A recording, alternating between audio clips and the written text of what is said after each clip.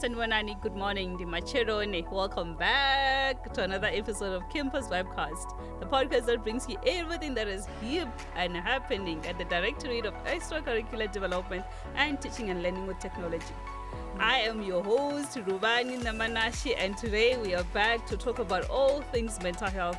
Today, as we are healing from our childhood trauma, we are going out here feeling all good. And we have the one and only Norma. And she's going to be talking to us, going through everything that we need to know on mental health.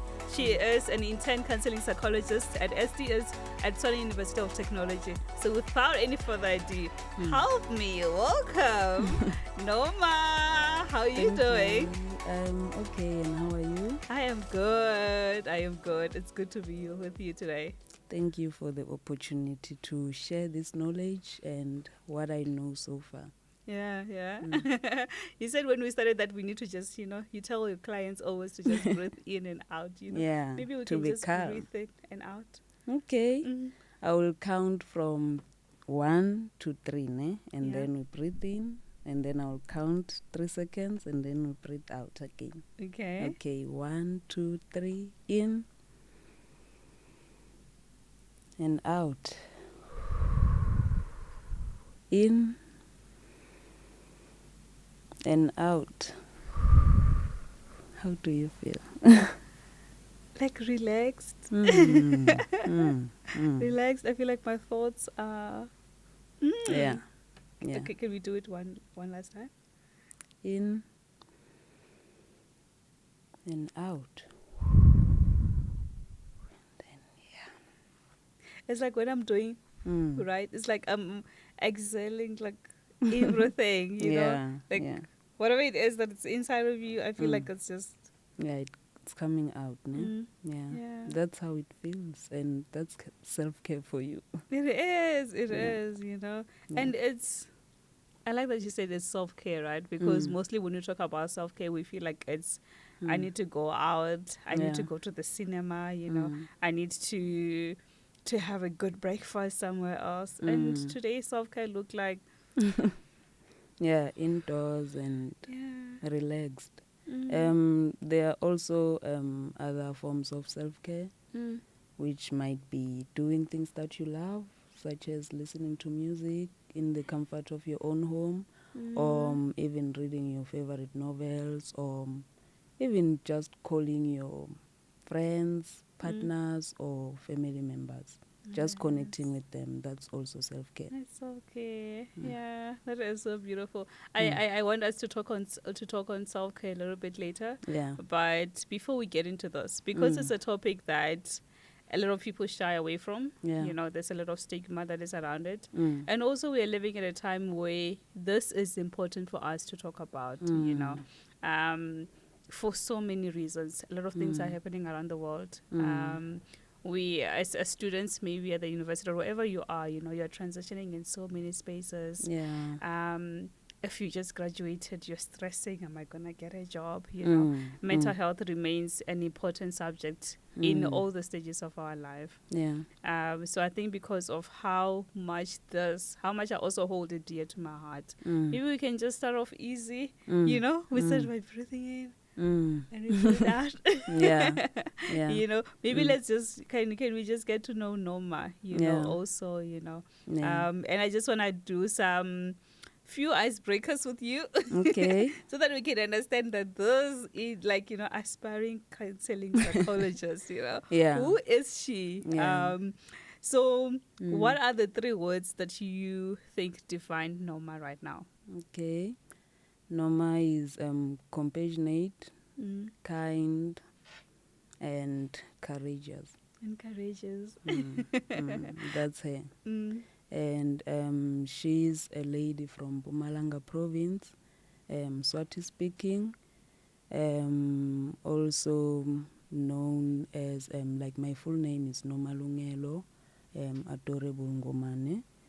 And I just love reading books and connecting with nature in general. Yeah. That is nice.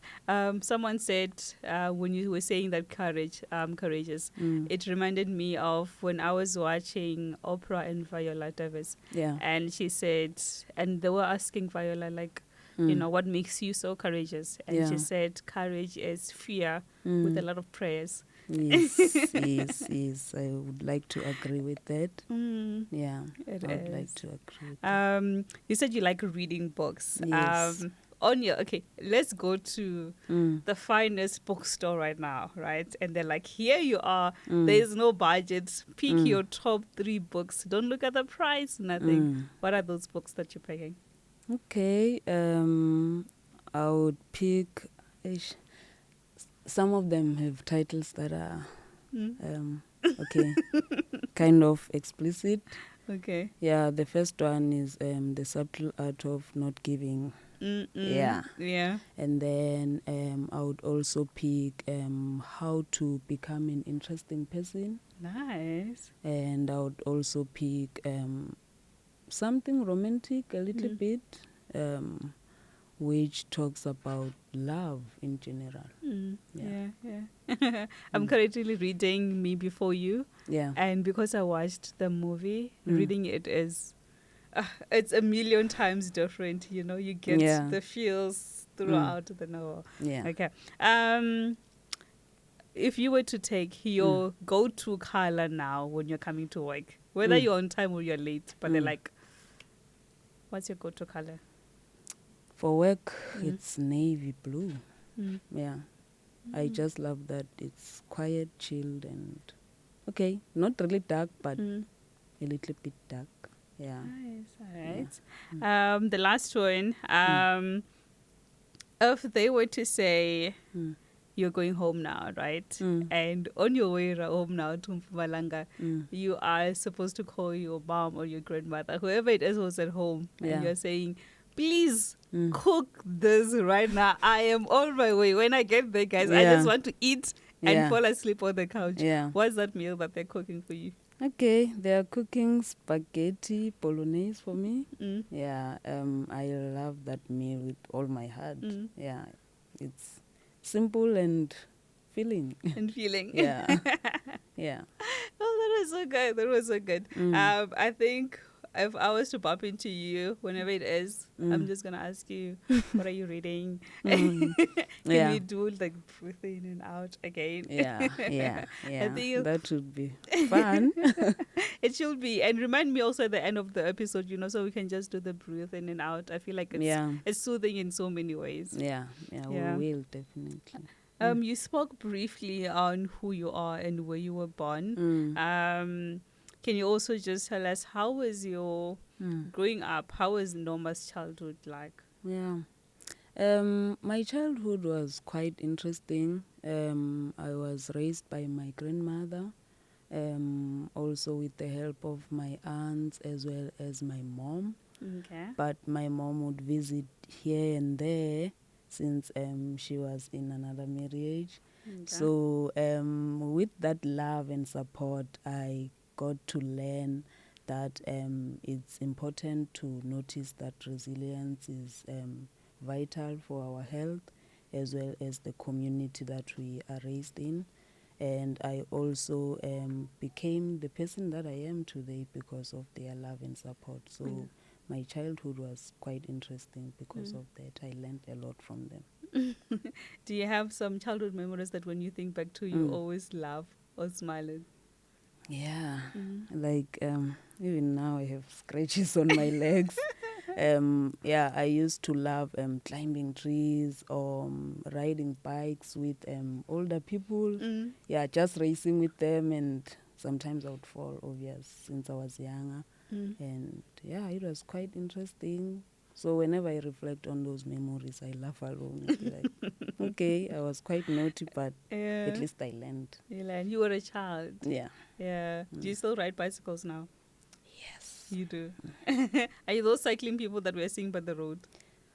No, but I wish to be one someday when I have some time later on, when I have a practice.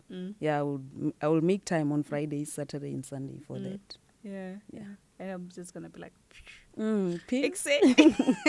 Yeah.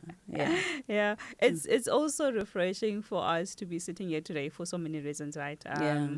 Mental health is a big topic in our country and also nationwide, but also sitting with a psychologist, aspiring psychologist, you just have few more months, for you to be HPCSA registered, to see a young person taking on to those spaces, wherein we know that you can still have a conversation in your community, when you're back in Mpumalanga, you can still talk to a friend who is of your age, and reaching out to you, it's not as, I feel like I'm talking to someone who's so old.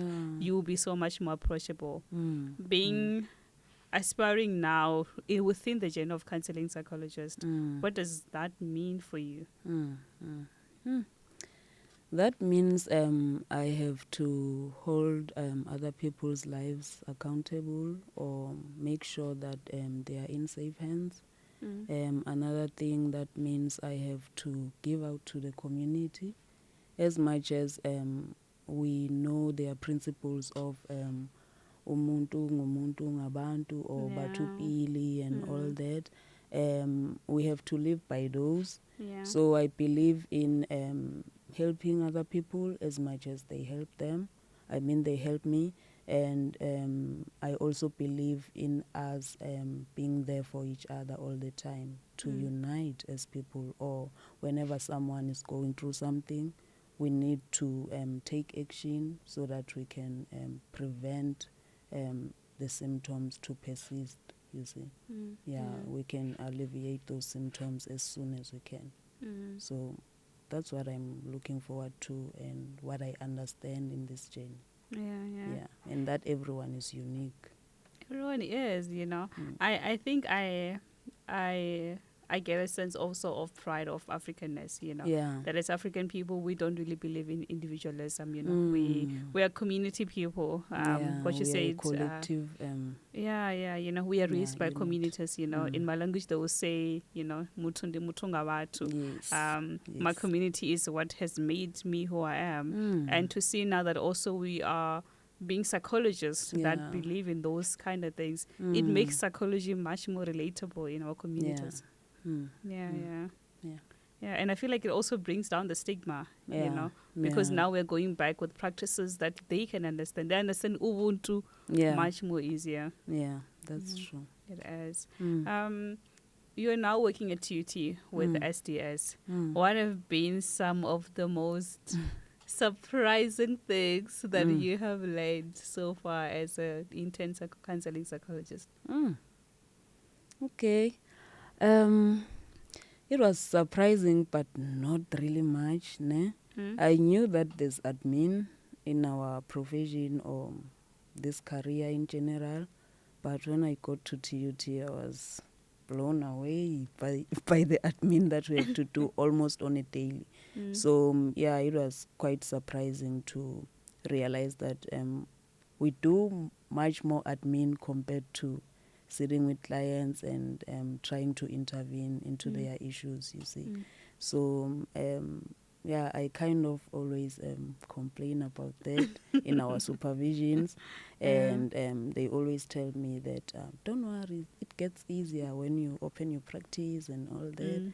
But I don't believe in things getting easier when it comes to admin.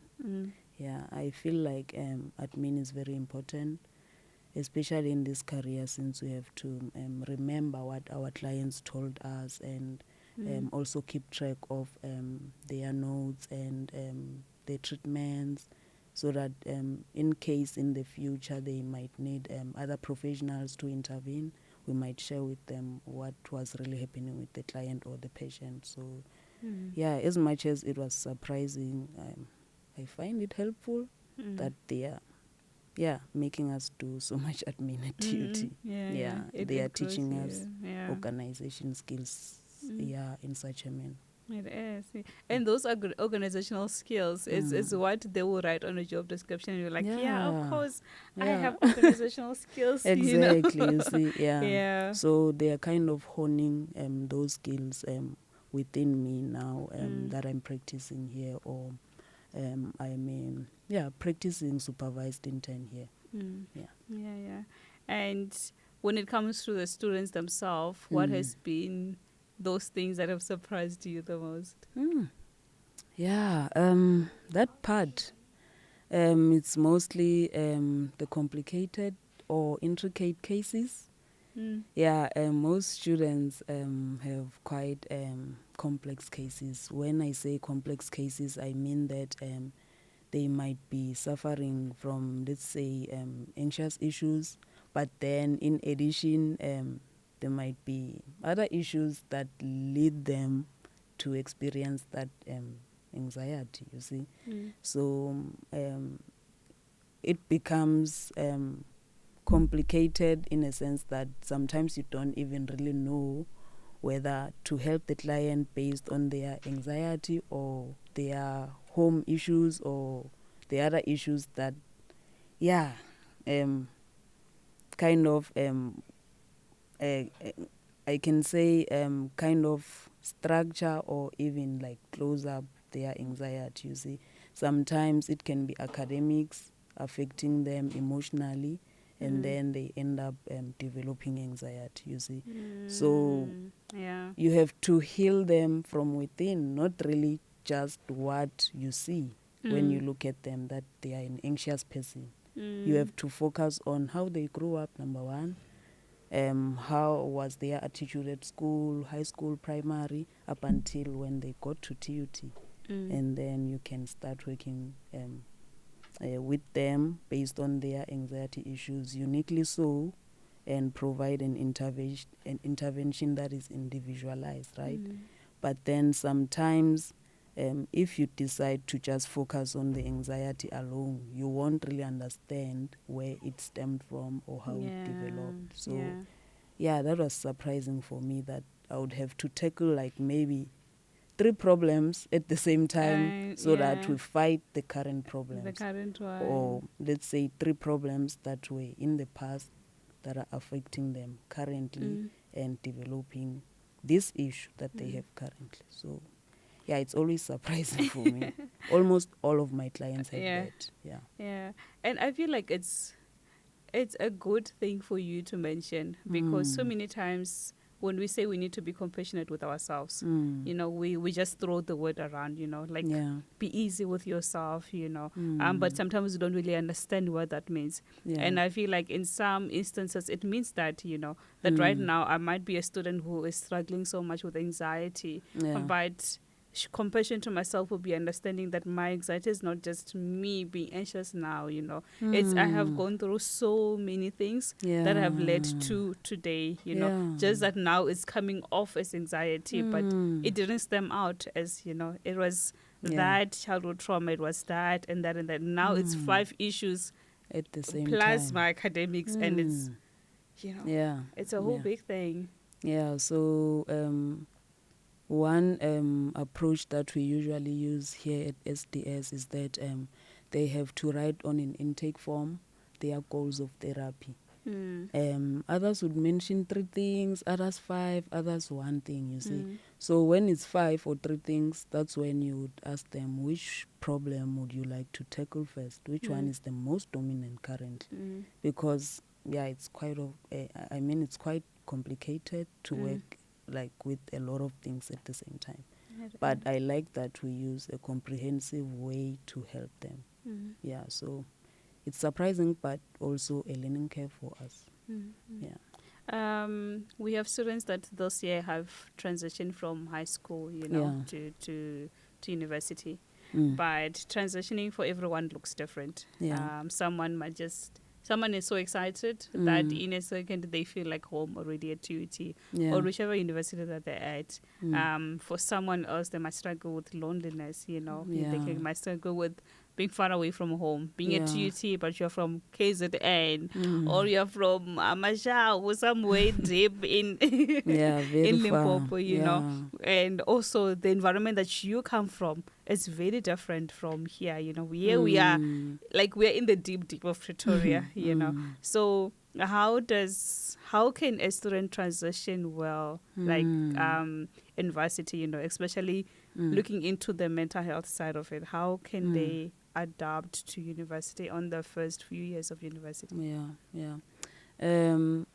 I was even kind of reminded of the life skills module that we teach part-time as interns, where we teach them how to adjust in university since their first years and going forward, right?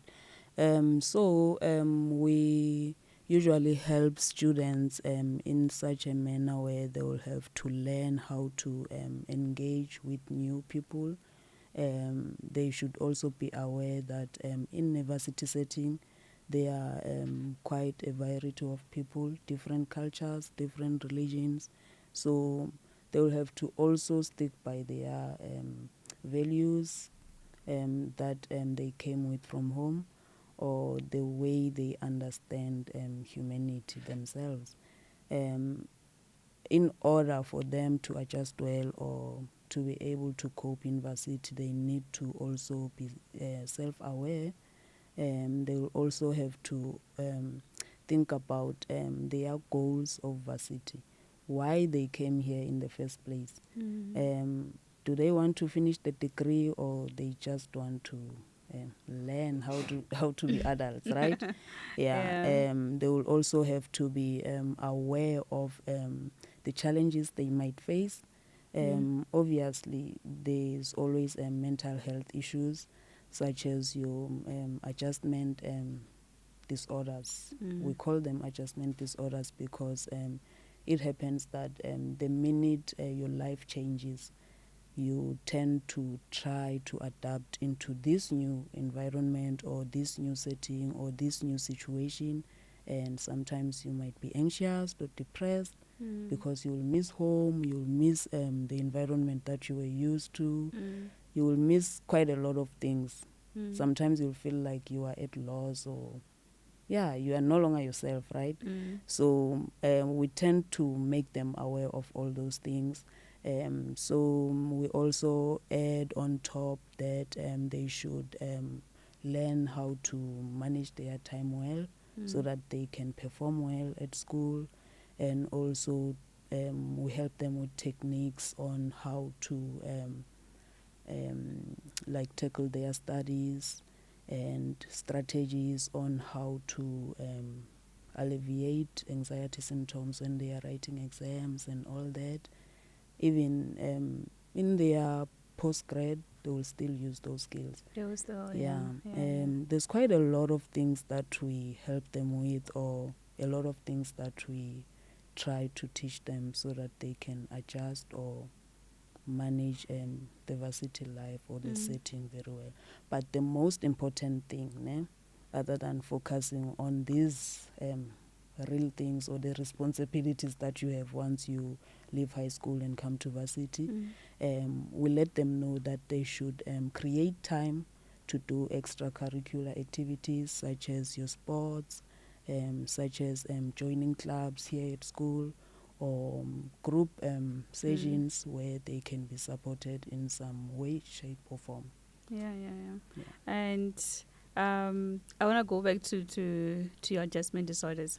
But since you also mentioned that they must join extracurricular activities, we are sitting here, and this podcast is brought to you by the Directorate of Extracurricular Development.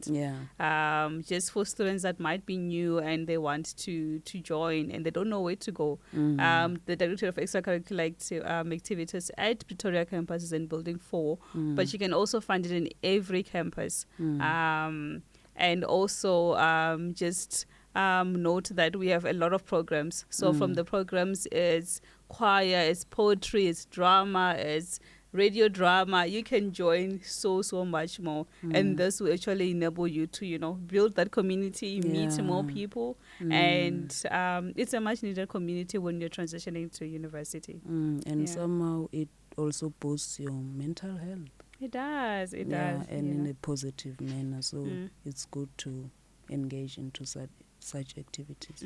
You spoke about adjustment disorders, right?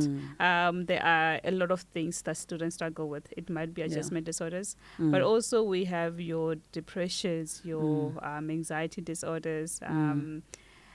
so many things that so many students might be struggling with. Mm. How can a student differentiate Mm. a feeling of sadness or just feeling down Yeah. or feeling overwhelmed by school from something that might be more serious like depression or any other disorder that might be having? Actually, yeah, depression is a good example Mm. when it comes to sadness. They can differentiate it by noticing the way they behave, right?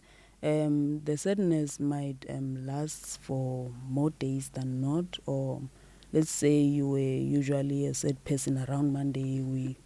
Most of us don't like Mondays, so we usually become sad and all that.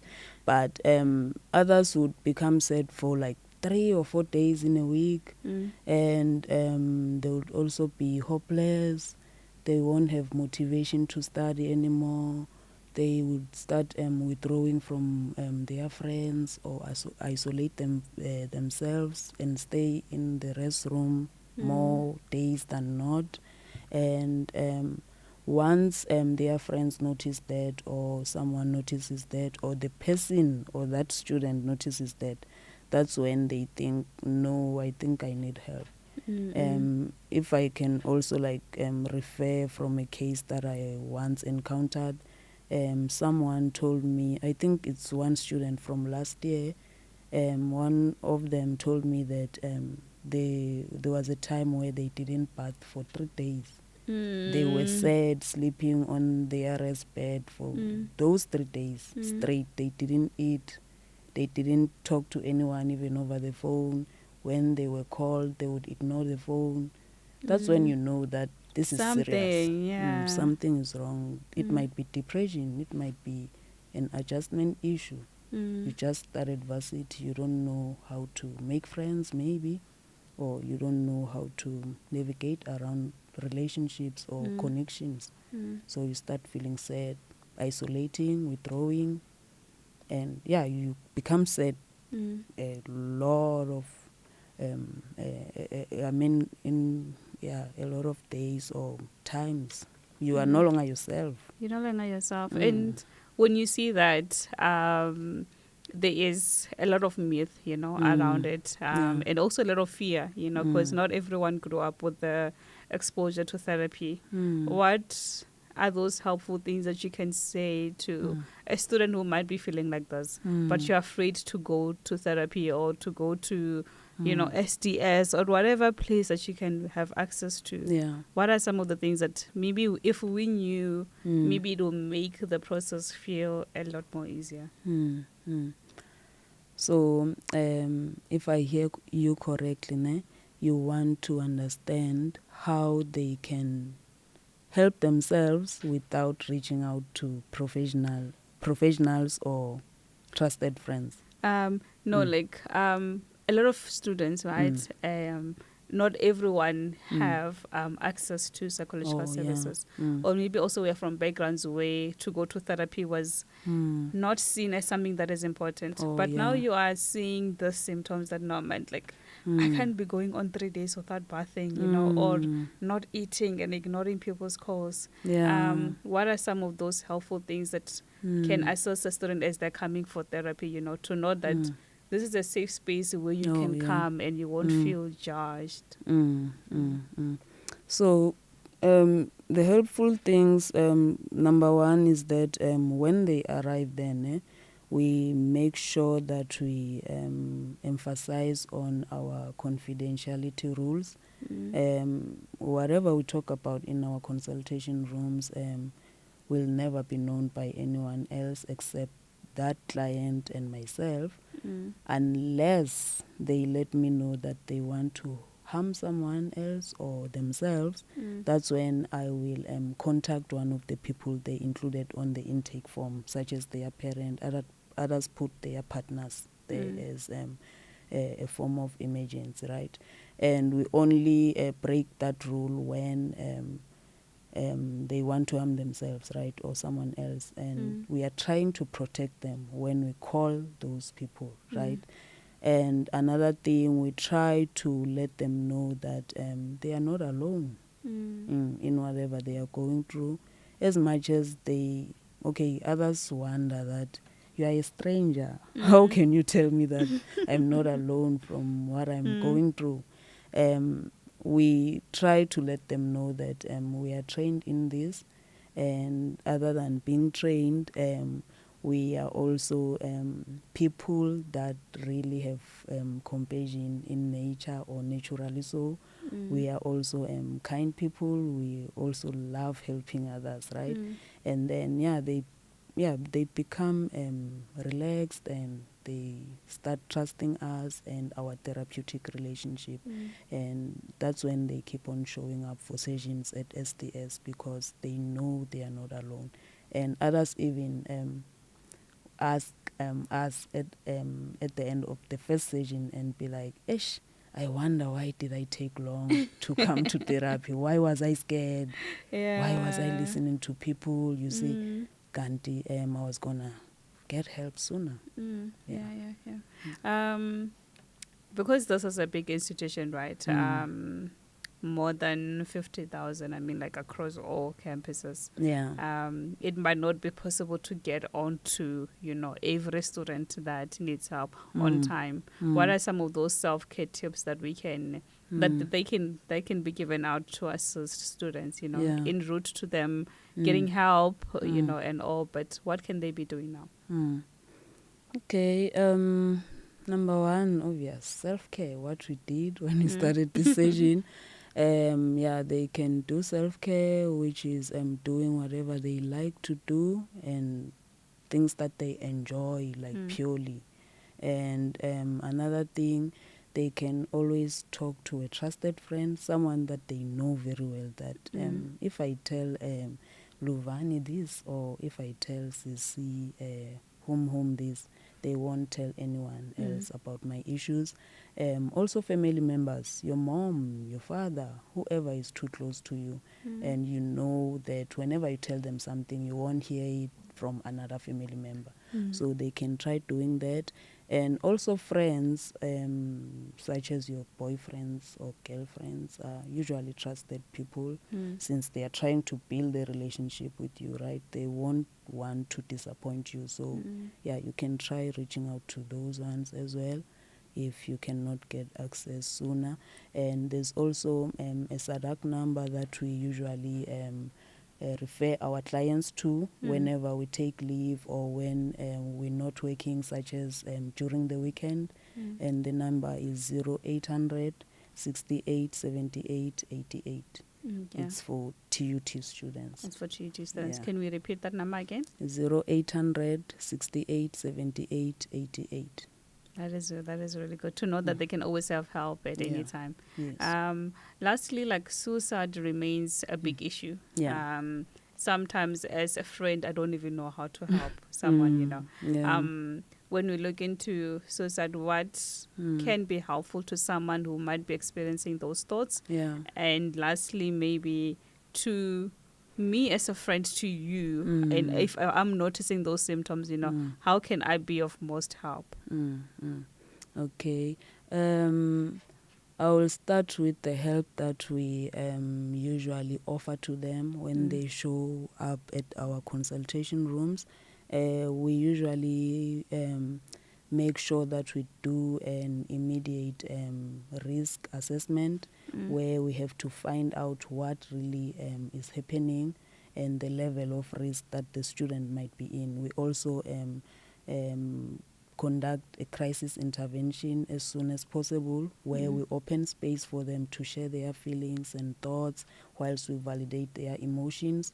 And then we also offer them a safety plan where we collaborate together. And I ask you, what are the emergency contacts that you can use, including your friends, family, and then I give you resources such as the SADAC numbers. And there's also Maponya number, which is Maponya 911. I will share that later on. And then we also encourage the friends, if they come for group debrief, let's say they want help as well, since their friend wants to commit suicide or they have suicidal ideations. We usually tell the friends to always be there for the friend always listen to them without judgment, and to always calm them down and let them know that they will miss them if they decide to leave this earth or they decide to kill themselves. We also let them know that they shouldn't leave them alone whenever they see that the friend or the student is showing signs that they are hopeless or they no longer want to be alive. Yeah. Oh, thank you so much. I think that is helpful. It at least gives someone who loves that person, a chance to say that I helped you, and also a chance to walk that, Path thoughts, with them, with them. yeah. I think as we wrap it up, maybe we can share all the details on SDS, and any number that they can use, or emails that they can use, so that they can know how to contact SDS in any campus. Okay. For SDS, we actually have an email. We have an email which is counseling@tut.ac.za for them to book appointments online. They can also come to our physical offices at Building 6, Floor 3, room number 361. And for the TUT number, TUT students number, that is a 24-hour support line. It's the SADAC, but specifically for TUT students, 0800 68 78 88. And we also offer other services other than personal counseling, which is career counseling and study counseling. So if you want to book an appointment online, you can book on career counseling at tut.ac.za. For study counseling, you can book at study skills at tut.ac.za or stop by at SDS. Yes. Is there any also like online courses or maybe a pre-recorded webinars that are there that students can access in the meantime? Yeah, we have life skills workshops, which we usually do for first years, where we teach about your adjustments, like I mentioned, which is usually our first class. Then second class is study skills. Third class, emotional intelligence. Fourth class is about health. And then the last class is about financial management. And we also post them on my tutor, my tutor page. And then we also have other than that, we also have exclusion counseling. If others are excluded, they can come and set appointments with us. And we also have... Do you have like other mental health ones, maybe like resilience or more?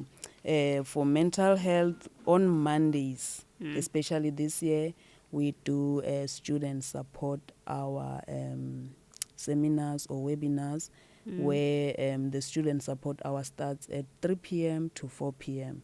every Monday. Do they need to have a link for that, or where can they access it? They send the link on my tutor. Okay. Every Monday. It's always there. And I believe it's the same link. However, we have different topics. Yeah. All right. Thank you so much. I think the details will enable every student to be able to get hold of this. And also to the students that might be in other campuses that are not Pretoria, since the email also was for Pretoria. Wait, is the email, email, is it for Pretoria campus or is it for all the campuses? It's for all the campuses. It's for all the campuses. Just that you have to mention as a student your student number and which campus are you based, so that they can assign you a psychologist in your specific campus. All right. Okay. Well, there you have it, the numbers and also the emails, but also to note that you can go physically to any SDS building in your campus. You might be in Bombela, in Polokwane, in Arts campus, wherever you are, you can always go to the building and seek out the help. Remember, it's never too late. There is no judgment or anything. We are just there to help you. So to Norma, thank you so much for being here. Maybe before you go, where to from here? What can we expect from Norma? Okay. From TUT, right? From here, you're an intern counseling psychologist. What's coming? Okay. Okay, apparently my research at UKZN is taking long, right? But I will finish by next year. So yeah, I'll be finishing my research focused on that and working on the side just to help people. I just love helping, you see. And I'll also be preparing for my board exam. And after that, just wait for me to open my practice. And I know all of you will be my first clients. And by all of it, she means all the crews here, you know. Yeah. But what we love is that when all of us are your clients, we are just there for free. You know? It's pro bono. Pro bono clients, yeah. Don't worry. Well, there you have it. We had Noma Gomani today, and thank you so much for the time. And big shout out to SDS and the work that you're doing. All the love and appreciation for the tireless hours that you guys put in, you know. We know that it's not an easy job to be doing. So thank you so much, and please send our warmest regards to the entire SDS team. Okay, thank you so much for this opportunity and for us to share the resources as well as the knowledge pertaining to mental health. Yes. Thank you so much. I hope you enjoyed today's episode. I hope it was also educational for you to be able to share with your friend, but mostly also so to be able to help yourself and also to know how can you help someone that you love that might be having any of the symptoms that we're talking about today and even more. So please reach out, send the emails. If you are a student or you are someone who's watching this and you're not at TUT, please reach out to any of the government places that you can go to. So many places you can find for free, you know. If you go to hospitals, you'll be able to get clinical psychologists there. So please, let's reach out and let us make getting help fashionable because we need this for our everyday life. Other than that, I'm Rubani Nemanashi. This is CampusVibe Podcast. We will see you next time, same place. Please don't miss out on the next episodes. Be here because we can't wait to be here. Other than that, bye.